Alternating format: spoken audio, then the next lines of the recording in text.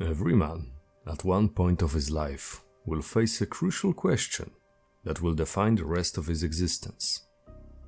Which flavor of Terraria is my favorite? No matter if you're a boring vanilla enthusiast or a cactuar enjoyer, I am here to offer you an alternative to revive your long-gone craving for an objectively good gaming experience. Core Keeper is a game developed by a Swedish game studio by the name of Paxterm, who, after conquering the Chinese market, returned to bless us puny Europeans with their amazing work. This already looks good on paper, as the Swedish are credited with the creation of the undisputed best indie game of all time, Cobalt WSAD. It doesn't get any better than that. The game is currently in early access and lacks a bit in content, so it's objectively the best moment to jump in. Why, you ask? Obviously, for the sense of ultimate superiority over all the players that will inevitably be late to the party, and gatekeeping them from the community for not remembering the time when Amber Larva used to stack indefinitely. The story of Core Keeper is great, I'm sure of it. I won't get into the details because I skipped the intro cutscene. We set our own goals here, which, in every sandbox, are entirely binary.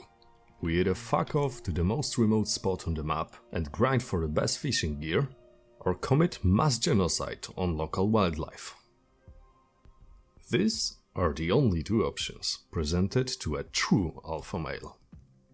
That's why multiplayer is the only way to play, since we can outsource the rest of the gameplay. To start the game, you need to create a character. Aside from some of the more exciting vanity options, there is only one thing affecting the gameplay. The background setting offers you an arrangement of very useful perks that range from a nifty offhand to saving you 2 whole minutes of mining. You also gain 3 levels on the skill tree corresponding to your background. Yeah, 3 levels, out of 100, scaling exponentially. What a bargain. Core Keeper, in its essence, is a sandbox game. A game where you choose between sitting alone and metaphorically eating sun in the corner, or gathering some friends and conquering said sandbox to live out your most depraved power fantasy. To do the latter, you have to understand the basic principle of progression in this environment. This game can be extremely brutal at times, requiring not only physical progression for various stages of the game, but also extensive time investment. That's where skill leveling mechanics come to play. Opening the Skills tab presents you with 9 windows representing the 9 basic mechanics of gameplay, including the must-haves like running and mining, the means of becoming all-powerful demigod like ranged combat and fishing, and irrelevant dogshit you will assign to your friends that don't exceed 83 IQ points. Every skill tab contains a small skill tree that will provide passive bonuses aside from the basic one you get from the skill level alone. These can also range from gameplay changing to willingly becoming a garbage collector for a low price of 5 skill points.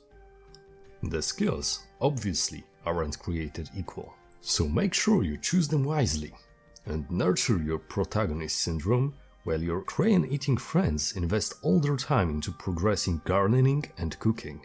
Unfortunately, the game doesn't include PvP, so your only way of keeping your server in order is strong leadership, gaslighting, and real-life threats conveyed through the Discord chat. We don't believe in democracy. We believe in the idea of Plato's Republic, and we enforce it by the ancient technique used by our ancestors. Hosting the server from your drive is the same as bringing your football to the field. If you want to continue playing, better not piss the owner. I hope this helped in building a mutual understanding between us. With the hierarchy clear to all participants, you can venture out to farm materials for progression, craft better gear, and slowly but surely level your skills. Don't forget your fishing rod. We don't sleep on all the gear laying in the riverbeds. For you, It might be a moldy pair of pants covered in mud, but I used it to gain godlike accuracy and outdamage the whole party by my sheer proficiency in casting the line. We are not the same. The biomes are pretty self-explanatory. There are 3 main biomes in the early game, every one of them featuring a new ore to craft equipment from, a single boss fight, and an arrangement of different fish and loot in the waters. You will find structures, sub-biomes and many things to explore for, before you run out of stuff to do. Let me tell you, that's the easy part. Your main objective for now is to defeat the 3 main bosses, which are usually hard to miss. Special shout out to all the faint-hearted players who stumbled on the Devourer in their first hour of gameplay. I hope your health insurance got you covered. This part can take hours if you're willing to take it slow, prepare and farm for food buffs, equipment and skill tree progression. Every boss fight has a gimmick, which usually can be completely ignored through using specific food items, negating poison or slow debuffs. I am not opposed to exploiting the mechanics of the game, just know I will treat you as an inferior person. Same goes to every Kant trapping the Devourer's path for an easy kill. This is a pattern of behavior found in people terminally connected to Reddit. Please seek help. After the deed is done, you bring the heart of each boss to the core room and unlock crafting recipes by placing them on corresponding statues. Congratulations, you just finished the tutorial. The edges of the map open and you're free to explore another set of biomes. Now we have entered the gamer zone. Everything moving on your screen is a threat. Range attacks come out of nowhere and you find yourself respawning over and over again. Now I offer my trigger warning to any American viewers, as the next biome is literally designed to give you Vietnam flashbacks. Viewer discretion is advised. You can put on your grandfather's participation trophy for that extra emotional support. Every time you enter the wilderness, you see no enemies, just the suspicious sound of the bushes moving, and then, suddenly, 3 shots on the back of your head. Yeah, I wasn't happy about that either.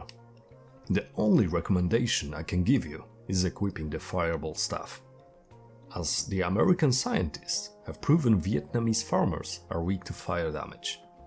Do whatever you want with that fact, and remember, the ends justify the means, even if we are talking war crimes.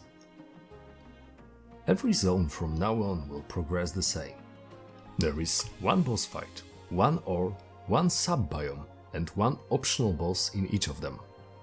The enemy designs are engaging, often challenging, but rarely obnoxious. Besides the slimes. We don't talk about the slimes.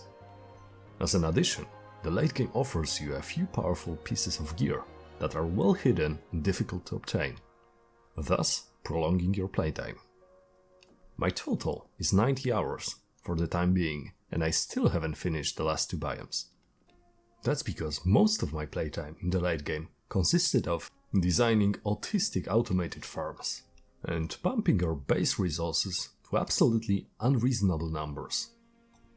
The mechanisms you can create are surprisingly elaborate, and you can do anything between lighting your base, connecting points of interest with minecarts, or making huge mob farms to fulfill your internal struggle for power. On the other hand, the building aspect may seem shallow and uninteresting at the start, but progressing through various areas of the map will reveal more and more placeable objects, blocks and decorations. I am no builder myself, so I contracted my good friend to glow up our base. This is the finished product. The ambience of this place is amazing, but obviously it was mainly designed to highlight how obnoxiously rich we are. I am pretty sure my friend could have pursued a career as an architect, but unfortunately, he lives in the north of Poland, and his tribe hasn't exactly figure out cement yet. Regardless, I am very proud.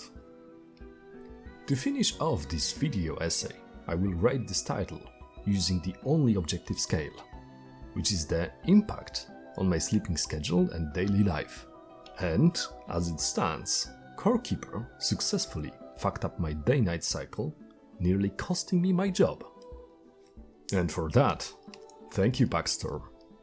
I will be eagerly waiting for future updates to risk my source of income and overall well-being again. On that note, I have no way of knowing how this video will perform. I may post some more eventually, but I don't promise anything. If you have stumbled on this autistic creation by random chance, feel free to suggest a topic for the next one. Cheers and good luck in the case.